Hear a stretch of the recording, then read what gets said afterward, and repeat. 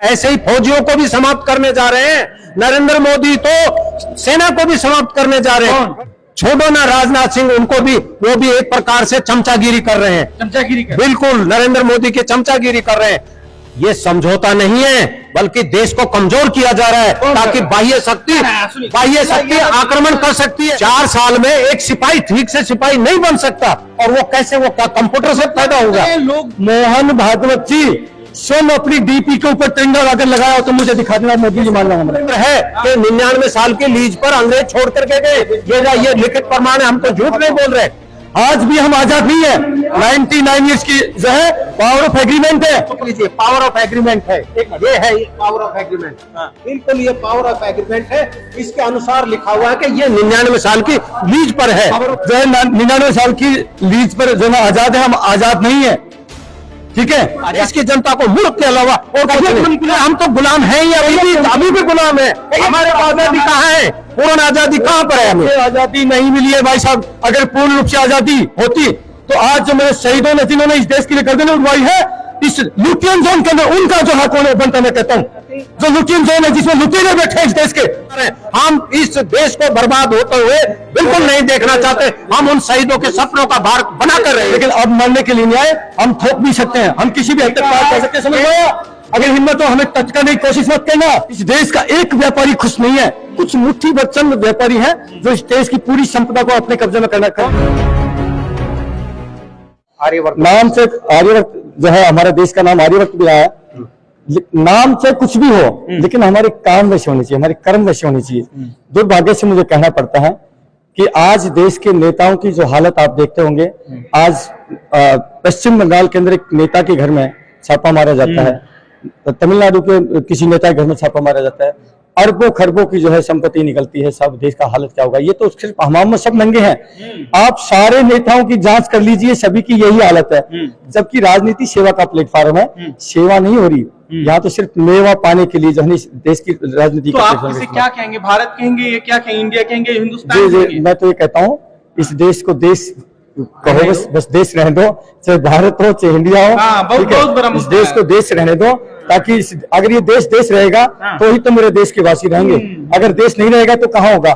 नाम से कुछ नहीं फर्क पड़ता साहब, काम से फर्क पड़ता है। हम मतलब इलाहाबाद प्रयागराज में कोई अंतर नहीं है, काम का इम्पोर्टेंस है। अगर हम सेना के लोग, हम फौजी हैं और काम हम फौजी वाला नहीं करेंगे तो क्या हमें फौजी कहेगा कोई? बताइए। मैं तो उदाहरण दे रहा हूँ। अगर इस देश की कोई जनता जो बड़े बड़े बुद्धिजीवी हैं, मेरी बात का जवाब देना, अगर लगता है कि जवाब दे सकते हैं तो दीजिए। मैं फौजी हूँ और काम करूँ मैं उल्टा, तो मुझे कोई फौजी कहने से कोई फर्क पड़ेगा क्या? नहीं, ऐसा नहीं पड़ता। कि आपका काम और नाम जो है उससे झलकना चाहिए कि आप जैसे नाम हो वैसा काम भी होना चाहिए। मोदी जी का कि घर घर तिरंगा फहराओ जी, अमृत महोत्सव आया है, लेकिन आरएसएस वाले मोहन भागवत जी बदल रहे हैं। जी जब 15 अगस्त आता है इस देश का, मैंने बहुत सारे ऐसे वीडियो देखे हैं जो झोपड़ी झोपड़ी के बच्चे हैं और एक छोटा सा लकीड़ा लेकर के, छोटा सा डंडा लेकर के, उसके ऊपर छोटा सा प्लास्टिक का झंडा लेकर के उसको सैल्यूट करते हैं। वो है असली भारत। एक एक बच्चे के दिल में देश का झंडा रहता है साहब। तो ये भारत का इतना जो पैसा तिरंगा का लिए को कोई कॉन्टेक्ट दिया गया, हमें पता चला कि बहुत चाइना से ये झंडे आ रहे हैं। करोड़ों रुपए जो इसके अंदर लगे हैं, पता नहीं एग्जैक्टली डेटे तो मैं नहीं बता सकता, जब पता चलेगा मैं बताऊंगा। भाई साहब इतना पैसा यदि गरीबों के उत्थान के लिए लगाया जाता, उनके उत्थान के लिए बड़े बड़े इंडस्ट्री लगाई जाती है, उनको नौकरी दी जाती, तो शायद मेरे देश के उन गरीबों की पेट की आग बुझती, तब मेरा देश को भारत माता कहते थे। तो बना ही रहे नरेंद्र मोदी साहब, नए नए उद्योगपति पैदा कर। नहीं साहब, वो तो नए नहीं पैदा करे, जो जितने मेरे देश का व्यापारी है।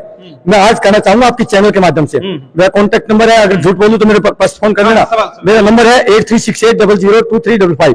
बोलिए ना। इस देश का एक व्यापारी खुश नहीं है, कुछ मुट्ठी भर चंद व्यापारी हैं जो इस देश की पूरी संपदा को अपने कब्जे में करना। कौन है वो लोग हैं उसके व्यापारी, गुजरात के हैं, अडानी अंबानी जो है, उन सब पूरे देश को पता है, मुझे नाम लेने का। अरे साहब उनकी संपदा जो है कई हजार गुनी बढ़ गई और देश कर्ज में डूबता जा रहा है। तो दुर्भाग्य से मुझे कहना पड़ता है कि साहब कुछ फर्क नहीं पड़ना, नाम से इस तिरंगा फहरावे कुछ फर्क नहीं पड़ता। आप जमीनी हकीकत देखिए मोदी साहब, जमीन पर जाकर के देखिए गरीब की दुर्दशा क्या है, उसको ठीक करिए, तब हम इस भारत माता को भारत माता कहेंगे, तो हमें भी खुशी मिलेगी। देश में गरीबों की संख्या लगातार बढ़ती जा रही है, तो ऐसा लग रहा अफवाह है, मोदी साहब कह रहे सब चंगा सब बढ़िया है जी। भाई देव जी ऐसा है, इस देश के अंदर जितने गरीब थे ना, अब वो गरीब तो समाप्त होते जा रहे हैं, गरीबी समाप्त नहीं हो रही। गरीबों को ही समाप्त कर दिया गया है। ऐसे ही फौजियों को भी समाप्त करने जा रहे हैं। नरेंद्र मोदी तो सेना को भी समाप्त करने जा रहे हैं। करती है। क्यों? क्योंकि पहले, हाँ देखिए, अरे राजनाथ सिंह छोड़ो ना, राजनाथ सिंह उनको भी, वो भी एक प्रकार से चमचागिरी कर रहे हैं। चमचागिरी कर, बिल्कुल नरेंद्र मोदी की चमचागिरी कर रहे हैं। और ये स्पष्ट है, मैं जो बोल रहा हूं इसमें कोई झूठ नहीं है। आप ये बताइए, 50 से 60 हजार की भर्ती हर साल होती थी, लेकिन अब क्या हो रहा है?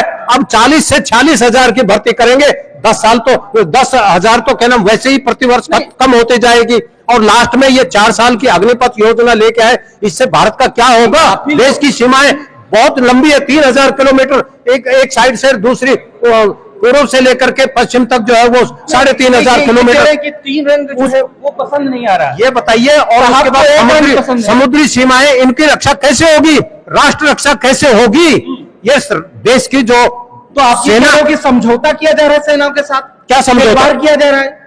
ये समझौता नहीं है, बल्कि देश को कमजोर किया जा रहा है, ताकि बाह्य शक्ति आक्रमण कर सकती है। और ये देश की जो 4 साल के अंदर, मैं अफवाह नहीं, इस बात की सच्चाई है। नहीं, कोई मैं ये कह रहा हूं 4 साल में उसको एक शब्दों का, भाई सुनो की संख्या 40, अरे भाई सुन तो लो, सुनो, 4 साल में एक सिपाही ठीक से सिपाही नहीं बन सकता। और वो कैसे, वो क्या कंप्यूटर से पैदा होगा? लोग जो नहीं, वो क्या कंप्यूटर पैदा होगा जो मशीनरी फीड करके रख दिया, और वो जो फीड करोगी किया हुआ उतना काम करेगा? नहीं हो सकता। तीनों सेना प्रमुख गलत, तीनों सेना प्रमुखों को इसलिए गलत है क्योंकि उनको दिखाई दे रहा है कि किसी राज्य का राज्यपाल बना दिया जाएगा, तो लालच दिखाई दे रहा है। ऐसा है, इसलिए नेताओं की चमचागिरी करते हैं। हमारी जो देश की जो बॉर्डर पर लड़ाई लगता है, सैनिक सोल्जर लगता है, सेना प्रमुख नहीं लगता। सेना प्रमुख तो जो है यहाँ सेना मुख्यालय से नहीं मिलता। सुनिए, समझ में आया? ग्राउंड जमीनी हकीकत क्या है वो आपको, इनको पता नहीं है। क्यों कर रहे हो? अरे बेटा, हमारे सेना में मैं आपको बताऊं, इनकी औकात नहीं है सेना को पेंशन देना, इनकी औकात नहीं है सेना का भार उठाना। जब इसी की बीजेपी की सरकार थी, हमारे अटल बिहारी वाजपेयी जी थे, पैरामिलिट्री फोर्सेस की उन्होंने पेंशन बंद करी। आज जब सेना की बची है, सेना की घुमा के बंद करें, सेना की पेंशन बंद है। जो सुन लीजिए, पहले सुन लीजिए पूरी बात। जो 25% जो जवान रहेंगे वहां पर रिटेन रहेंगे, 75% तो वापस आ जाएंगे। 25% की भी पेंशन नहीं होगी, चाहे 25 साल नौकरी करके आए, चाहे 30 साल करके आए, क्योंकि उसकी एंट्री अग्निपथ के माध्यम से हो रही है साहब। ठीक है ना? उनको पेंशन ना मेडिकल फैसिलिटी। तिरंगा को मानने वाले लोग क्यों नहीं लगा रहे? सर आरएसएस वाले क्यों नहीं तिरंगा आप डीपी लगा रहे हैं? क्यों नहीं? हाँ, मैं आप इस पर जवाब दीजिए। मैं आप ही से पूछना चाहता हूँ, आज देश में तो तिरंगा लगाना चाहिए। एक मिनट रुक जाओ। देश के तो सुनिए, देश के तो घर घर में तिरंगा लगाने की बात करें। मोहन भागवत जी स्वयं अपनी डीपी के ऊपर तिरंगा अगर लगाया हो तो मुझे दिखा देना, मोदी जी मान रहा हूँ। हाँ, आप अगर मोहन भागवत जी ने अपनी डीपी, अब अगर मोहन भागवत जी ने स्वयं आरएसएस के प्रमुख है, अगर उन्होंने अपनी डीपी पर, आज हमारा देख लो, हम तो तिरंगा लगा के चलते हैं। देखिए तिरंगा लगा है, हम तो छाती पे तिरंगा लेके चलते हैं, हम तो अपने माथे पे तिरंगा लेके चलते हैं। प्रधानमंत्री जी, अरे साहब, हम तो अपने सिर पे तिरंगा लेके चलते हैं। अरे बात करते हैं, घर की बात कर रहे हैं। लाल किले पे मोदी जी, घर अलग बात है। लाल किले पे फहराएंगे मोदी जी। लाल किले पे फहराना एक अच्छी बात है, वो पूरे राष्ट्र को एक संदेश है, वो तो एक अच्छी बात है। लाल किले पे करना पड़ेगा। प्रधानमंत्री हम 99 साल की लीज पे आजादी है। हाँ, ये तो सच्चाई है। अरे ये तो भाई साहब के पास है ना, वो लिखित प्रमाण पत्र है कि 99 साल की लीज पर अंग्रेज छोड़ करके गए। ये लिखित प्रमाण है, हम तो झूठ नहीं बोल रहे। ये बिल्कुल पहले ही प्रश्न पर है। ये ना, ये देखिए, हिंदुस्तान में पहली बार ऐसा हो रहा है जब कोई आम सैनिक 99 ईयर का लीज, इंडिपेंडेंस, आजादी। दिखाइए देखिए, अगर आज भी हमारे देश के राष्ट्रपति भवन के मुख्य कक्ष में, जो हमारे राष्ट्रपति महोदय हैं, मुख्य कक्ष में नहीं है, अतिथि गृह में राष्ट्रपति जो है निवास करते हैं, तो क्या हम आजाद हैं? ये है ये अमर उजाला की न्यूज़ के साथ। अगर हमें झूठ हो तो हमें दीजिए सजा, या इसको दीजिए, इस पेपर को सजा दीजिए। आज भी हम आजाद नहीं है। 99 ईयर्स की जो है पावर ऑफ एग्रीमेंट है। तो प्रधानमंत्री जी को नहीं फहराना चाहिए लाल किले पे झंडा? अरे साहब, ये जनता को, देश को गुमराह कर रहे हैं, और गुमराह कर रहे हैं। हम गुमराह नहीं कर। अगर झूठ हो तो हमारा जो शक है उसको दूर करिए, हम आते हैं राष्ट्रपति महोदय उसके अंदर, राष्ट्रपति भवन हम आते हैं। ये देख लीजिए पावर ऑफ एग्रीमेंट है, ये है पावर ऑफ एग्रीमेंट, बिल्कुल ये पावर ऑफ एग्रीमेंट है। इसके अनुसार लिखा हुआ है कि ये 99 साल की लीज पर है, भारत को पावर ऑफ अटॉर्नी दी गई है, और अगर भारत के नेता लोग ठीक से कमांड नहीं कर पाए, अंग्रेज दोबारा आकर के इस सत्ता को संभाल सकते हैं, और वो संभालेंगे, क्योंकि देश की सेना को कमजोर कर दिया है। मैं माननीय राजीव भाई को सुन रहा था, आज सुबह ही किसी प्रोग्राम में थे, उन्होंने कहा कि जब हमारा 50वां गोल्डन जुबली ईयर हमारा जो स्वतंत्रता मना रहे थे, तब हमारी महारानी एलिजाबेथ जो वहां लंदन की महारानी थी, जब यहाँ आई तो ना तो उसने वीजा लिया, और यहाँ पर उसको राष्ट्रपति महोदय को ऊपर भी उसका नाम था, जबकि हमारे देश का प्रथम जो नागरिक है राष्ट्रपति महोदय होता है। बिल्कुल। तो ये क्या दर्शाता है? अगर ये झूठ है तो आप जांच करो। ये टोटली आज भी मेरा देश भाई जो है 99 साल की लीज पर जो है आजाद है, हम आजाद नहीं है, ठीक है। आजादी का अमृत महोत्सव मनाया जा रहा है, आजाद नहीं है, ढकोसला है, दिखा हुआ है, मूर्ख बनाया जा रहा है देश की जनता को, मूर्ख के अलावा और कुछ नहीं। गुलाम है, आजाद नहीं है। अरे हम तो गुलाम हैं ही, अभी भी गुलाम है। हमारे पास आजादी कहाँ है? पूर्ण आजादी कहाँ पर है? हमें आजादी नहीं मिली है भाई साहब। अगर पूर्ण रूप से आजादी होती तो आज जो मेरे शहीदों ने, जिन्होंने इस देश के लिए गर्दनें उठवाई है, इस लुटियन जोन के अंदर उनका जो हक होने बनता, मैं कहता हूं जो लुटियन जोन है जिसमें लुटेरे बैठे हैं इस देश के, जिन्होंने अपनी कुर्बानी दी है, उन मेरे वीर शहीदों को, उनको अगर ये फौजियों का मौका मिला, मैं ऐलान करता हूं, जितने मेरे भगत सिंह, सुखदेव, राजगुरु, जितने मेरे क्रांतिकारी भाई हैं जो आजादी के परवाने रहे हैं, लुटियन जोन के अंदर उन शहीदों की घरों को, परिवारों को स्थापित हम करेंगे। ये नेता नहीं कर सकते, होता था तो चुनौती स्वीकार करें मेरी। फांसी चढ़ा देंगे सर आप लोगों को, फांसी चढ़वा दे। हाँ, अरे इतने 7,32,000 क्रांतिकारी फांसी पर चढ़ गए, ये तो अंग्रेजों के रिकॉर्ड के मुताबिक हम भी चढ़ सकते हैं, हम चढ़ने के लिए तैयार हैं। हम इस देश को बर्बाद होते हुए बिल्कुल नहीं देखना चाहते, हम उन शहीदों के सपनों का भारत बनाकर रहेंगे। साथी, हम पहले के वक्त में भी जरूर क्रांतिकारी रहे होंगे, क्योंकि चेहरा बदलता है, नाम बदलता है, शरीर नष्ट होता है, आत्मा नहीं बढ़ती। हम जरूर क्रांतिकारी रहे होंगे, चाहे छोटे रहे हो चाहे बड़े हो।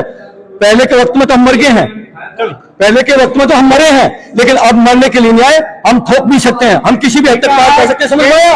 अगर हिम्मत हो हमें टच करने की कोशिश मत करना, नहीं तो सूबेदार पान सिंह तोमर की कहानी सुन लेना। ये सूबेदार वीर सिंह चौहान है, सूबेदार चौहान, पान सिंह तोमर बनने में 1 सेकंड नहीं लगाएंगे।